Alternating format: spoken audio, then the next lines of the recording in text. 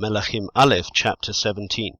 And Eliyahu the Tishbite of the inhabitants of Gilad said to Achav, As Yahweh Elohim of Israel lives, before whom I stand, there shall be no dew or rain these years except at my word. And the word of Yahweh came to him, saying, Go away from here and turn eastward, and hide by the Wadi Kerith, which flows into the Yarden. And it shall be that you drink from the stream, and I shall command the ravens to feed you there. And he went and did according to the word of Yahweh, for he went and dwelt by the Wadi Kerith, which flows into the Yarden. And the ravens brought him bread and meat in the morning, and bread and meat in the evening, and he drank from the stream. And it came to be after a while that the stream dried up, because there had been no rain in the land. Then the word of Yahweh came to him, saying, Rise up, go to Zarephath, which belongs to Sidon, and dwell there. See, I have commanded a widow there to sustain you. And he rose up and went to Zarephath, and came to the gate of the city, and saw a widow there gathering sticks. And he called and said to her, Please bring me a little water in a vessel to drink. And as she was going to get it, he called and said to her, Please bring me a piece of bread in your hand. And she said, As Yahweh your Elohim lives, I do not have bread, only a handful of flour in a bin, and a little oil in a jar. And see, I am gathering a couple of sticks, and shall go in and prepare it for myself and my son, and we shall eat and die.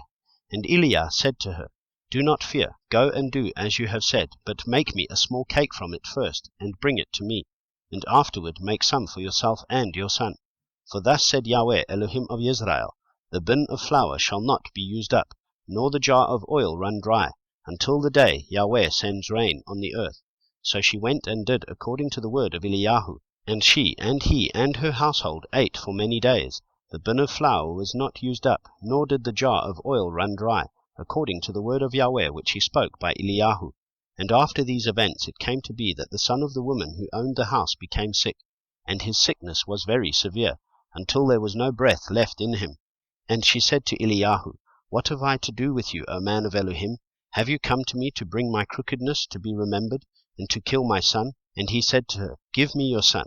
So he took him from her arms, and took him to the upper room where he was dwelling, and laid him on his own bed, and cried out to Yahweh, and said, O Yahweh my Elohim, have you also brought evil on the widow with whom I am sojourning, to kill her son?